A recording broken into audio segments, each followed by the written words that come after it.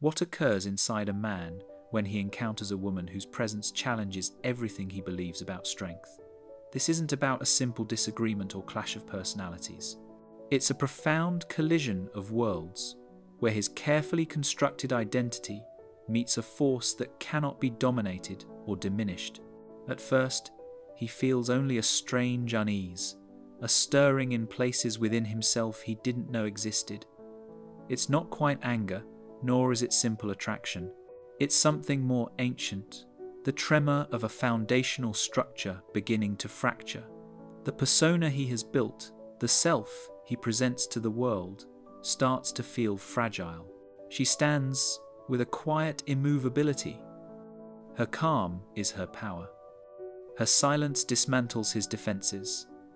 Her gaze reflects back not the hero he pretends to be, but the man he actually is.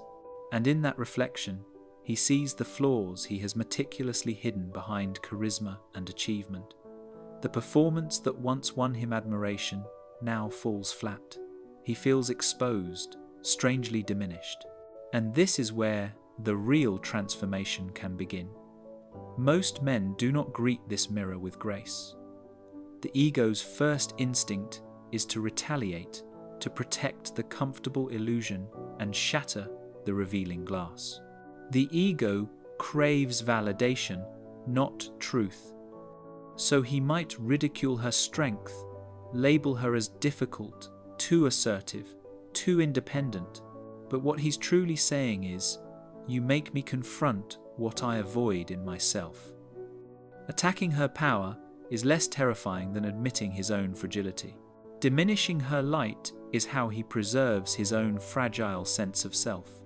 A great thinker once observed that what we do not bring to consciousness manifests as fate. This is that moment. A man mistakes his apprehension for taste, his insecurity for standards.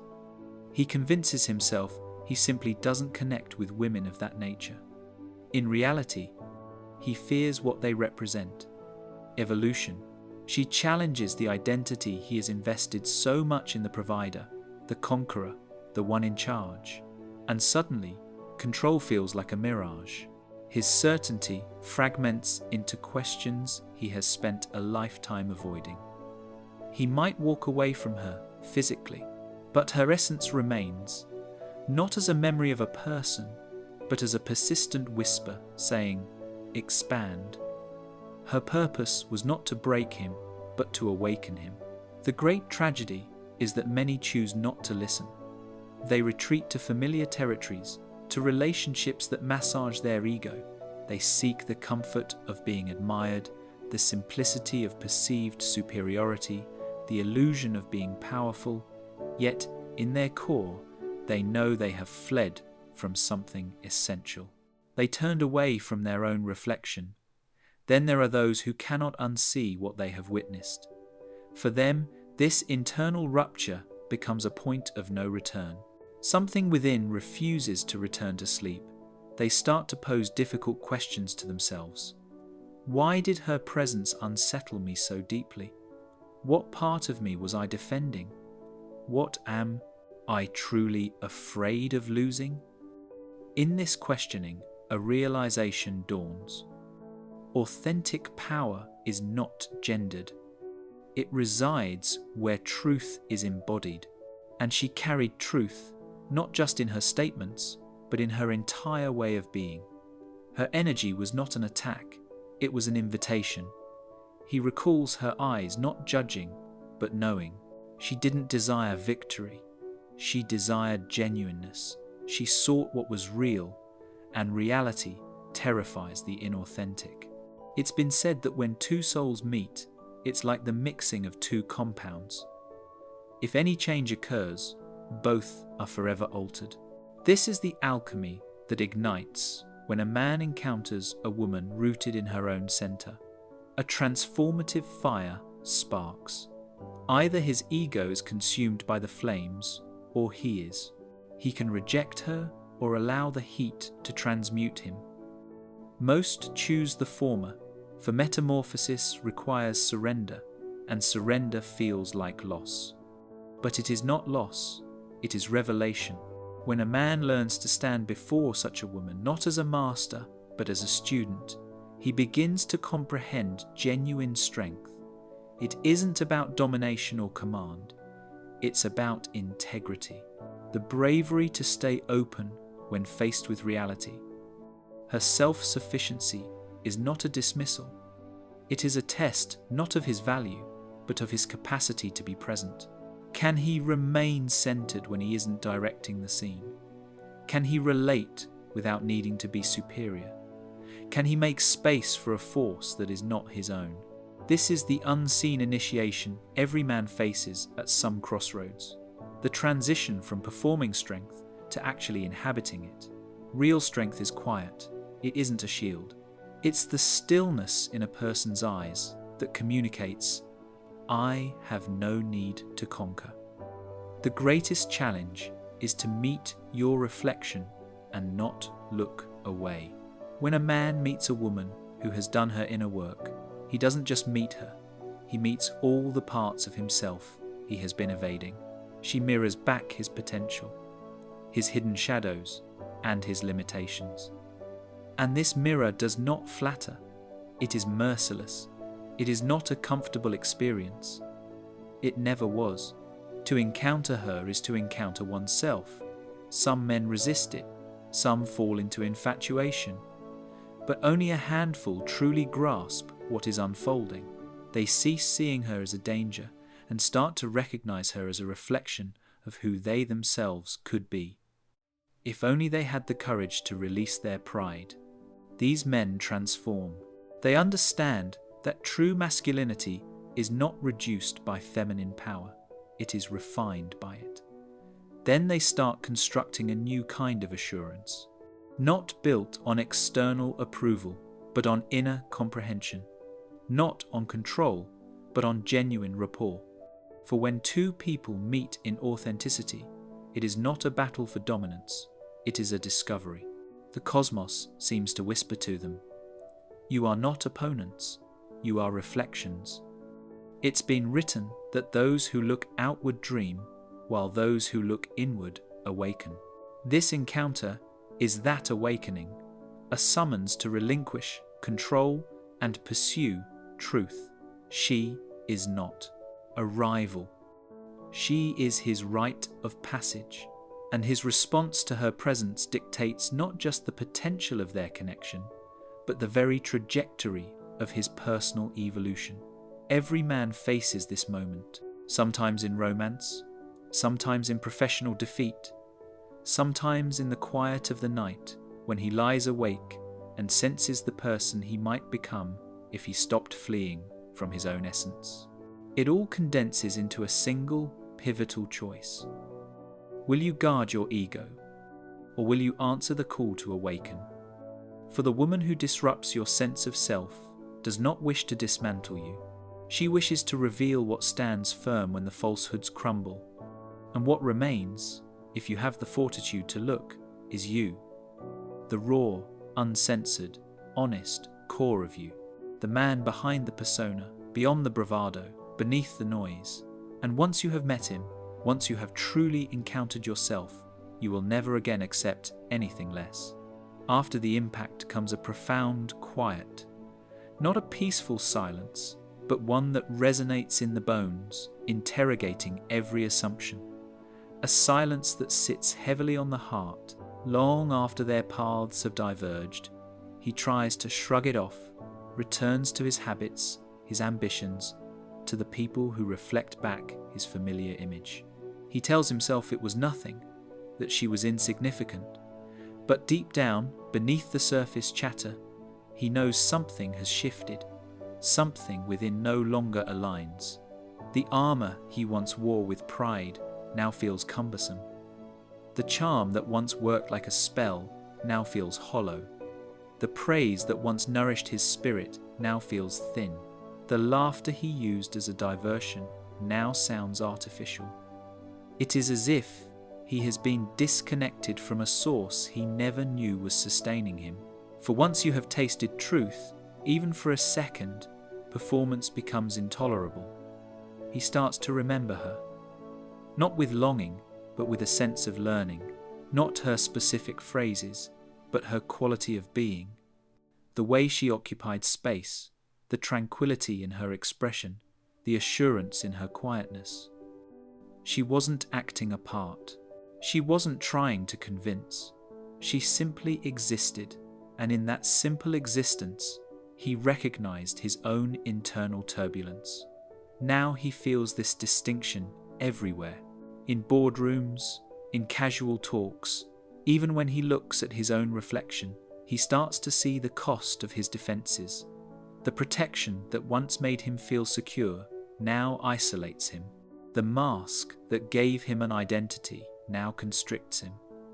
He realizes that much of his supposed self-esteem was never authentic. It was a defense mechanism, a skillful act to conceal the boy who never felt truly adequate. For the first time, he asks, "Who am I when the performance ends? Who am I when I have nothing to prove? Who am I when winning ceases to matter?" These questions frighten him.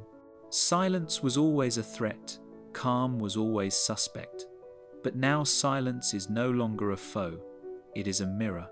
And gradually, he begins to see himself as he truly is, not as he pretended to be. The more he looks, the more clearly he recognizes how much of his alleged power was merely an imitation. The world had taught him that a man must be impenetrable. That emotion is a liability. That softness is synonymous with defeat. But he begins to intuit that there exists another kind of power, one that doesn't need to shout, doesn't need to demand, doesn't need to pursue, a power that simply is. He remembers her again, how her influence required no competition to be felt. Her presence wasn't loud, but it was undeniable. Her confidence didn't stem from arrogance, but from a deep-seated peace. She was in alignment. She acted not from ego, but from essence. And for the first time, he comprehends the distinction between force and authentic power. Force imposes, power attracts. He begins to notice small fissures in his old ways. The witty remarks that once flowed easily now feel insubstantial. The external validation he sought feels like a distraction. The companions he surrounded himself with no longer match his vibration. He senses that he is changing, even if he doesn't fully grasp it yet. But awakening is not a graceful process. It is raw, disorienting, and solitary. It is the deconstruction of a false self without a blueprint for what comes next. The man he once was begins to dissolve, and he mourns for that version, even though it was never real. He feels disoriented, like a traveller in a thick fog without a compass. No applause, no guiding light, only silence, confusion, and the unvarnished truth. He begins to face what he has always escaped. The self-doubt he masked as confidence. The fear he disguised as rationality. The hurt he concealed behind control. Every realization is painful, but each one liberates him a little more. The most difficult part is not what he sees. It is admitting that he was the architect of his own confinement. Every wall of pride, every rule of manhood, every illusion of superiority, he built them all to protect a wound he never dared to heal.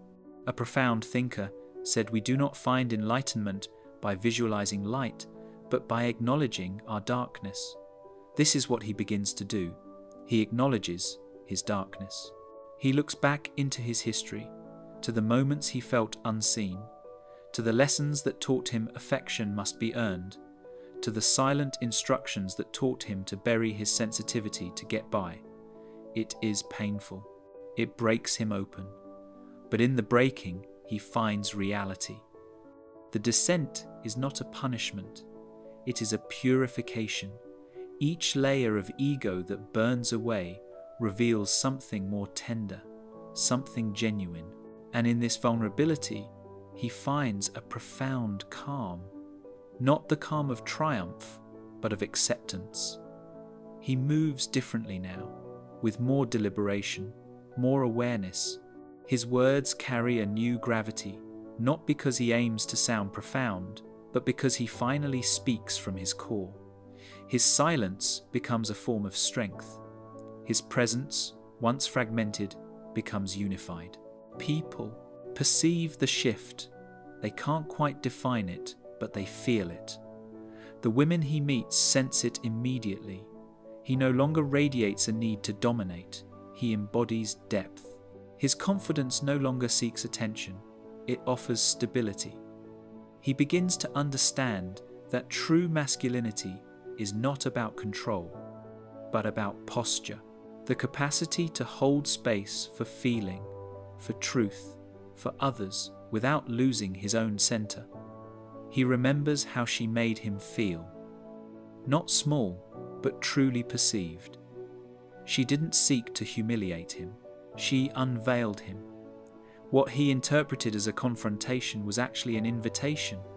What he labeled a threat was merely a mirror. She had already accepted her own shadows, and that is why she could stand so solidly in his. Now he sees the difference clearly. She had mastered herself, while he was still attempting to master his environment. And the chasm between these two approaches is the difference between living an illusion and living in freedom. The descent is agonizing but sacred. It becomes the bedrock of his ascent. Not the ascent of the ego, but of consciousness. He begins to love in a new way. He no longer pursues women to fill an inner emptiness. He connects out of curiosity, out of a desire to understand, because he values essence more than control. He stops needing admiration and instead learns to appreciate. He stops demanding fidelity and begins to become reliable himself. The more he lets go of the need to control, the more liberated he becomes. The urge to dominate fades. The obsession with being correct dissolves. He begins to cherish inner peace more than outer pride. And for the first time, he experiences a strength that does not come from standing above others, but from being deeply anchored within himself. The mask turns to ash, and what remains is pure presence, grounded, authentic presence. When he now encounters a woman of substance, he no longer recoils. He feels no compulsion to mock her or to chase her. He doesn't shrink away. He doesn't overcompensate. He simply sees her, acknowledges her, meets her at her level. Because now he knows that her strength was never a danger. It was an invitation not to surpass her, but to stand alongside her. The journey into humility reshapes him. He realizes that the feminine principle never intended to dismantle the masculine. It sought to rouse it. And awakening does not mean forfeiting power, but discovering its true source. Not in control, not in validation, but in presence. From that quiet fortitude that says, I see you, I hear you, I am here. He starts to embody this understanding. He no longer fears his emotions. He no longer runs from vulnerability. He no longer hides from himself because he now knows that openness to reality does not weaken him. It makes him complete. And somewhere, the woman who once disrupted his ego might sense a shift, not because she defeated him, but because he has finally encountered his true self. Eventually, the sharp pain softens. The internal turmoil no longer feels like a penalty, but like a renewal. The noise in his mind begins to recede, and in the growing quiet, something durable takes root. It is not the confidence he once knew. It is deeper, calmer, more foundational. It is no longer concerned with control or performance. It is about being fully present. He begins to rise. But this elevation is different. It doesn't lead upward into the external world, but inward into his soul. He no longer chases the man he thought he was supposed to be. He learns to become the man he was always meant to be. No desperation, no rush, no hunger for external acclaim. He has discovered a peace that does not depend on his circumstances. The approval of others, the admiration of women, the recognition from peers, these things once dictated his worth. Now his sense of value revolves around a still, unmoving center within. He carries himself differently. He listens more than he talks. His speech is more measured, more intentional, and his silence is full of meaning. People notice the transformation. They can't explain it, but they feel more secure in his company. He no longer drains a room's energy with his need for validation. He fills spaces with a palpable calm. This is the primary mark of a man who has met his essence. He brings substance, profundity, and weight wherever he goes. Strangely, the world hasn't changed, but his perception of it has. What once looked like rivalry now appears as potential. What once felt like rejection, he now understands as redirection. He no longer interprets events as verdicts on his value. He learns detachment, not indifference, but lucidity, the ability to perceive life without the distortion of his ego. When he now meets women, the dynamic is entirely transformed. He no longer seeks to overpower or possess. He seeks connection, resonance, depth. He is no longer drawn primarily to appearance, but to presence, to that subtle frequency that signals someone is authentic. He has learned that beauty without substance is fleeting, but a soul that is grounded is eternal. He listens not just to a woman's words, but to the meaning beneath them. He senses the quality of her silence, what her energy communicates without effort. And because he listens from this deep place, he attracts different people into his life. He is no longer addicted to dramatic intensity. He is drawn to genuine peace. And paradoxically, this peace feels more potent than any chaos he ever experienced. He understands that true masculinity is not the absence of feeling, but the capacity to hold it. It is not about suppressing emotions, but experiencing them without being overwhelmed. He learns to feel deeply while maintaining his balance. This is the resilience he never possessed before. When conflicts arise, he does not immediately jump to defend or assault. He pauses, breathes, and does not react impulsively. He responds consciously. That moment, that single, deliberate breath, changes everything. It is the moment where evolution occurs. For in that pause, he grasps a profound truth. The purpose of personal power is not to command others, but to master oneself. He begins to forgive not because others warrant it, but because he warrants peace. He forgives his father for his emotional limitations, his mother for the times she had to be strong when she was weary, his past partners for their departures, and himself for not knowing then what he knows now. Forgiveness becomes his key to liberation. He no longer carries bitterness as a badge of honor. He carries comprehension as a sign of maturity. Even in his professional life, his energy transforms. He no longer chases success as a form of external validation. He creates, leads, and builds with purpose. He now understands that genuine leadership is not about control, but about service. The willingness to bear responsibility without craving credit. He no longer tries to be impressive. He strives to be meaningful.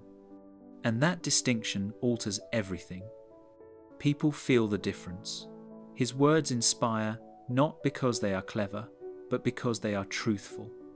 His presence motivates not because it dominates, but because it evokes something in others. His leadership emerges not from hierarchy, but from authenticity. And the more authentic he becomes, the wider his influence. For authenticity emits a vibration that guides without force. He still has moments of uncertainty, of course. He is human, after all. The old ego sometimes murmurs, urging him to seek proof, to demand confirmation. But now he recognizes those voices as echoes of a former identity, not as directives. He does not fight them, he observes them. They pass through his awareness like clouds moving across a vast sky. The man he once was has faded, yet he honors that version without resentment. Without the fall, there could be no awakening. It has been written that there is no birth of consciousness without pain. Now he understands this intimately. Pain was never the adversary. It was the initiation. Every heartache, every moment of humility, every stumble was a step toward awareness. The woman who once disrupted his ego did not destroy him. She introduced him to himself. He now realizes the world had taught him to fear the feminine because it mirrors what cannot be controlled. Emotion, intuition, flow, chaos, truth. But now he knows the feminine does not destroy, it reveals. And to face it is to face life itself. This is why so many men remain stagnant. Most people fear the mirror that tells no lies, but he no longer fears it. Today, he can look into his own reflection and see both his darkness and his light without turning away. He approaches love in a new manner, no longer to possess, but to connect authentically. He does not seek intimacy out of loneliness, but shares from a place of inner fullness.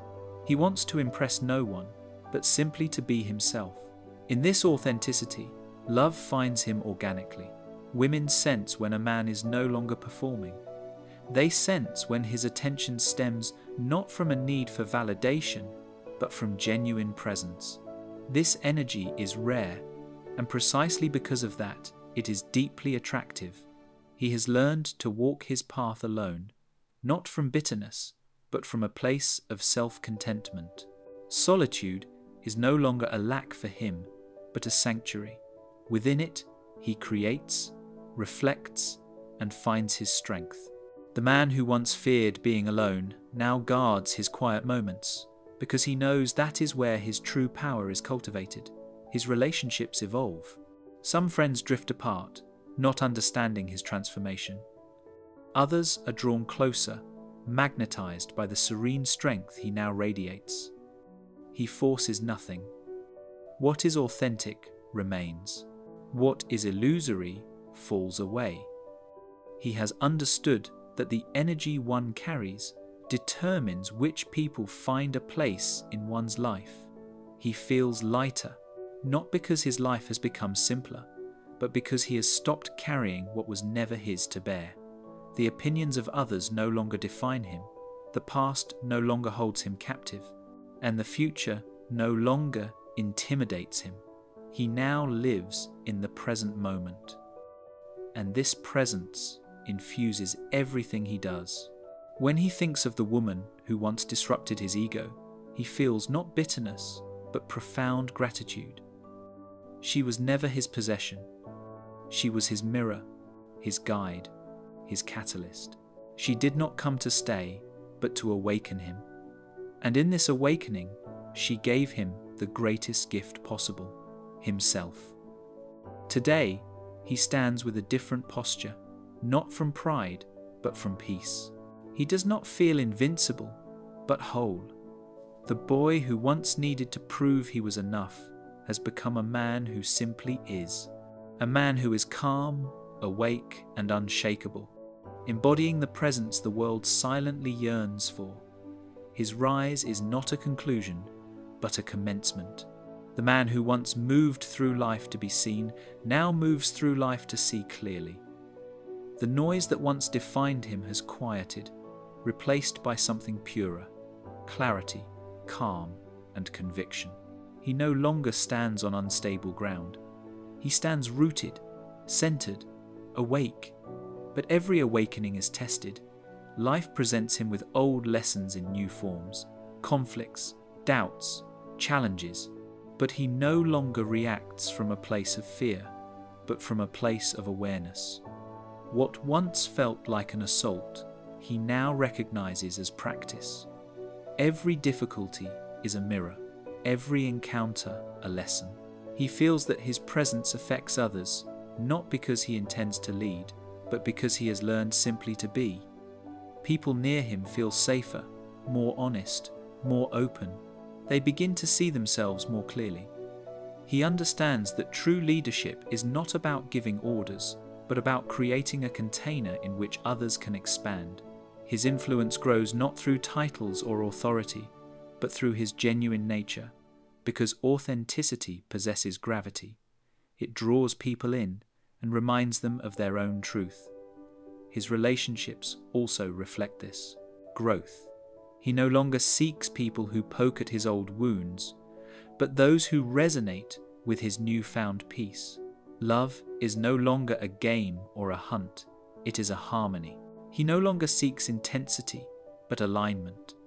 He knows that love is not meant to consume, but to expand. The strength of a woman no longer intimidates him, it inspires him. Her power does not wound him. It calls forth his own authenticity. Together, they create a balance. The union of grounded masculinity and awakened femininity. He now understands that the woman who once disrupted his ego was no random occurrence. She was a messenger, a threshold he was destined to cross.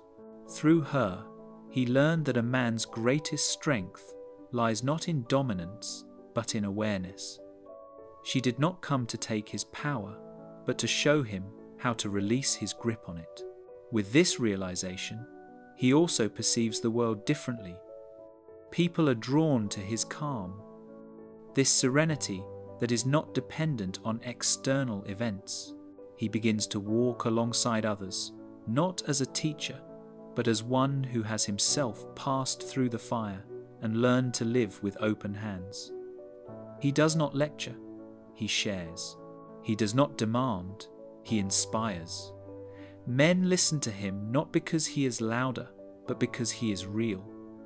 He reminds them that power without consciousness is destructive.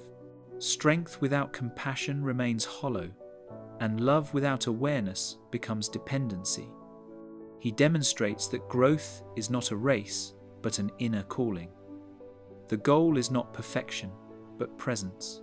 And even if he stumbles, even if he fails, he does not lose his center, because he knows mistakes are not foes. They are instructors. Every misstep is now a step deeper into understanding. The difference is that he no longer fights against life. He moves with its rhythm, trusts its flow, the inevitable ups and downs, the currents that are beyond his command. He no longer chases certainty. He dances with the mystery of being. Often he returns to a quiet moment, completely alone, perhaps at night under a star-filled sky. He looks up, breathes deeply, and feels both his smallness and his vastness. And in this realization, there is no fear, only reverence. He has learned to live with the unknown, and that is the essence of true liberty. The capacity to feel peace amidst profound uncertainty. A great philosopher said, "The highest privilege of a human life is to become who you truly are." This is what he has done. Layer by layer, he has shed all that was not authentic until only the truth remained. He no longer searches for an identity, he lives from his authenticity.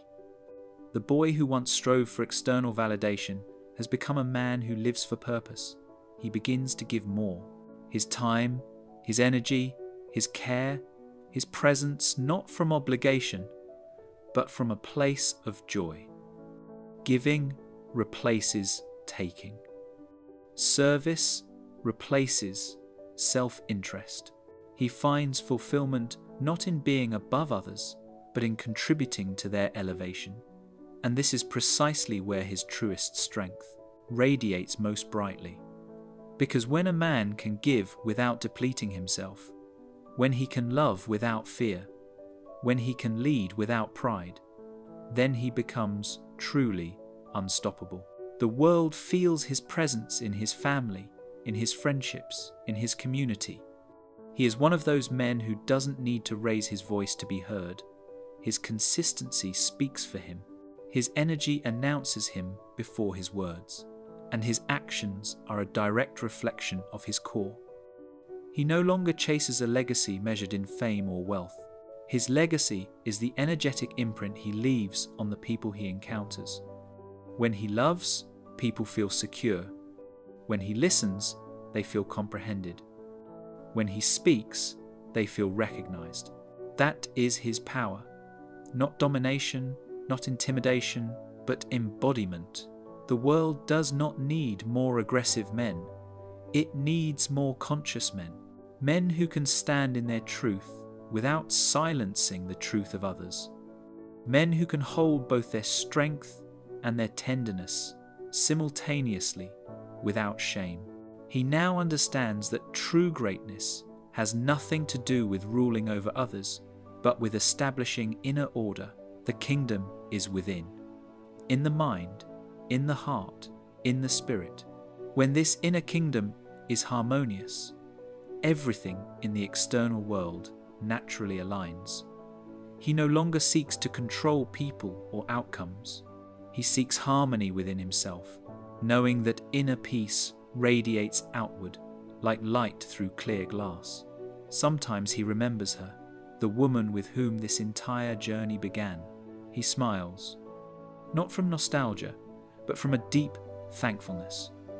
She will always be a part of his story, not as a scar, but as a spark. Without her, he might never have asked the question of who he truly is. Without her, he might never have discovered his own depth. She was not a distraction. She was the doorway. Now he understands something he once could not. Love does not always stay, but it always transforms. Some people enter your life to walk beside you, others to awaken you, and both are sacred. Today, he stands in a state of peace, not because the world is peaceful, but because he is. Life will continue to test him, to humble him, to remind him that awakening is not a destination, but a daily practice. Yet he meets it all with open hands and clear vision, because he has seen what exists beyond the ego, beyond fear, beyond pride. He knows the path is endless. Every day is a new beginning, every meeting a reflection, every challenge an opportunity to rise once more, and he welcomes it all. Because a man who has truly met himself can no longer be truly defeated by anything external. The woman who once disrupted his ego did not take his strength. She returned it to him, refined by the fire of transformation. With this strength, now firmly rooted in conscious awareness, he finally lives the truth that was always within him. He has become a man who is not defined by the world, but by his soul. A man who no longer chases the light because he has become a source of light himself. And that is his ultimate legacy.